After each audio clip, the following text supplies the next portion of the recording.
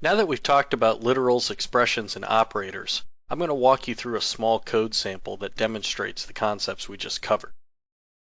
Again, we're going to have a main method, which is going to be a series of calls to other methods. And we're going to start with the method demonstrateLiterals. And in this case, I'm just printing out some literal values to the console. I started with 10, which if I hover over it, it shows that it's an int32, or integer. We also have a double, 3.14. We have a float, which actually shows up as system.single. Floats are converted to system.single. That is the base type in .NET. But don't worry about that. Whenever you're writing C#, you're going to call it a float. 3.14m is a decimal. We can print out the Boolean true, a single character A, and a string hi. And then it's going to pause and it's going to wait for me to hit the enter key to continue, at which point it's going to clear the screen and go to the next method. So here's our program. You can see that all the values printed out.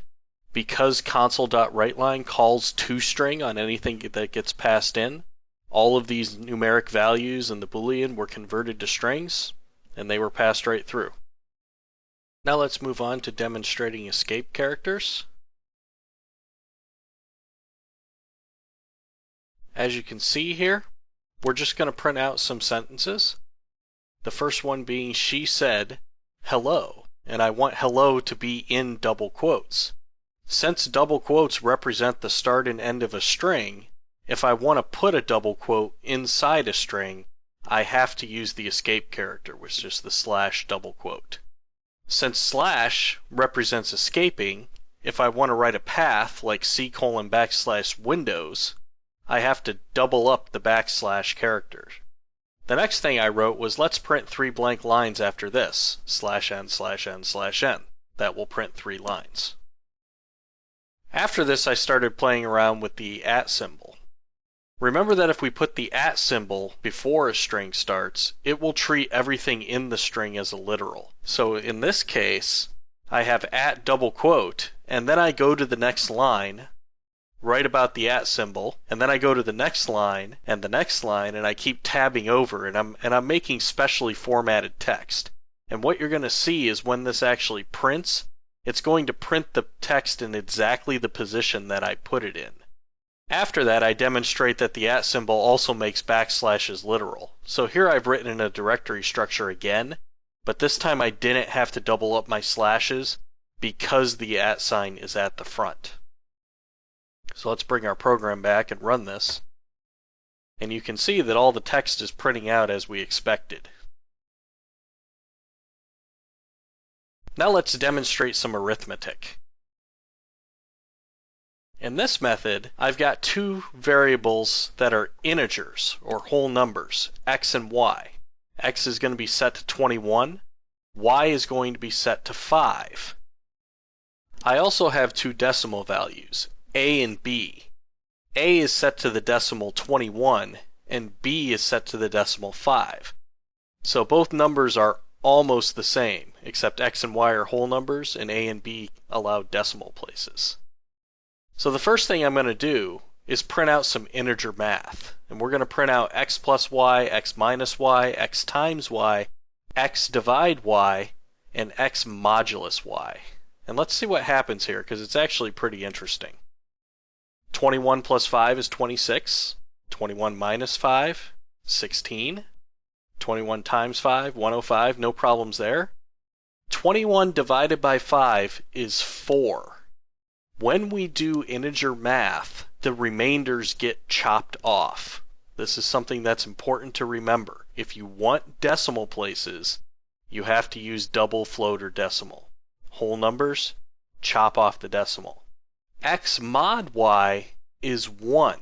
Because 21 divides into 5 4 times with 1 remainder. The modulus will give you the remainder. The most common uses for modulus is determining if a number is even or odd. If something mod 2 is equal to 0, it's an even number.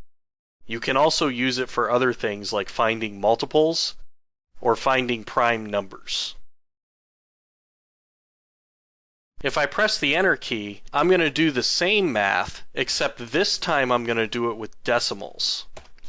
So now you can see the difference with fractional math. And a divided by b is now 4.2, which is what we would expect doing that kind of division, 21 divided by 5. A modulus b, still 1, doesn't make a difference. Moving along, now we're going to demonstrate our equality comparisons. And this is a very important concept, so take this one to heart. We're going to set x equal to 21, y equal to 5, and z equal to 5. And given those values, we're going to try to determine, is x less than y? Now if x is 21 and y is 5, any 5-year-old can tell you that x is not less than 5. But my purpose is just to walk you through and show you that these expressions will always return true or false. So when I print out x less than y, substitution, and then the expression x less than y, it's going to put the Boolean result in there. And we're going to walk through all these in just a moment. So let's hit the enter key, and here we see y is not less than z. I want to draw your attention to that. Since y and z are equal, it's not less than, but less than or equal would have returned true. Continuing onward, we see our double equal. Is z exactly equal to y? Yes, they are. Is x not equal to z? 21 and 5. Yeah, that's true. So these are actually pretty straightforward. Like I said before, the main thing is just remembering that double equal returns true or false, and single equal assigns things. Now let's look at the conditional operators. In this case, I've written some more complicated expressions. We've got x is 21, y is 5, and z is 5 still. And I've added another variable a, which I set to 0.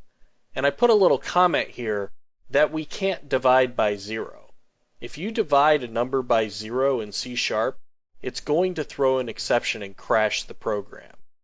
But I'm not going to let it do that, and I'm going to demonstrate why here in just a moment.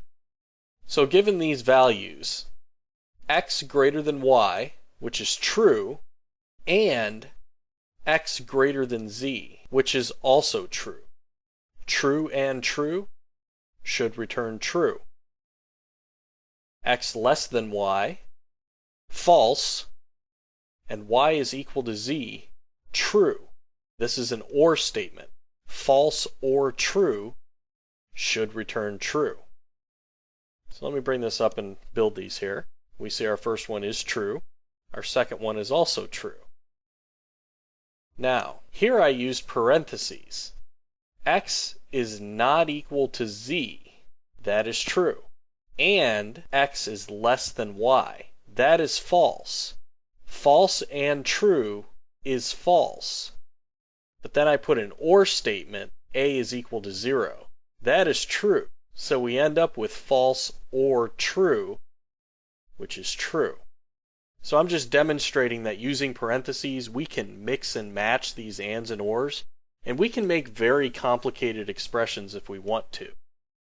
The next line I gave you an example of the not operator. X greater than z, that's true, but I put the not operator in front of it, which will invert it, so true becomes false. Now here's the one I wanted to draw your attention to.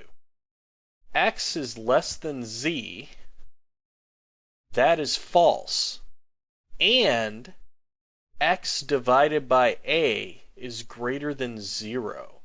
Since a is 0, under normal circumstances, x divided by a would throw an exception, but not when it's part of an expression that has an AND operator, where the leftmost expression is false. Because we know that in an AND situation, all of the values must be true. When the first value happens to be false, .NET will short circuit the and this statement will not be evaluated at all. It will be skipped. So even though that would normally cause an error, it doesn't cause an error because it never got run. And that's an important thing to remember about ANDs. A lot of times in the future, when we're dealing with nulls, you will see people check for null on the left side of an and then on the right side of an and, command whatever that object is to do something. You can't have a null object do something, so it will automatically short circuit if the value happens to be null. And we'll demonstrate that later in the course. Finally, let's look at the assignment operators. And here we're going to do some math. We're going to start out with x having a value of 1. And then we're going to print out x++ and print out the new value of x. And we're going to move on. I'm going to walk through this with you here. So let's hit enter. Given that x is 1, if we print x++, it sends the current value of x into the console write line, and then it adds 1. So x++ returns 1, but the value of x on the next line is now 2. The next time I print out ++ x, and that becomes 3. X is now 3. So in this case, we incremented x and then printed it. That is the key difference between ++ and x++. The next line I said x plus equals 1. And what that means is take the current value of x, which is 3, and add 1 to it, and store it back in x. So on the next line, when we print out the value of x, it is 4. We can do that with all of the math operators. So x times equals 2. X is currently 4. 4 times 2 is 8. So x becomes 8. X minus equal 1, we're going to take 1 away. X becomes 7. And then x divided by 3 is 2, because x is an integer and the decimal got dropped.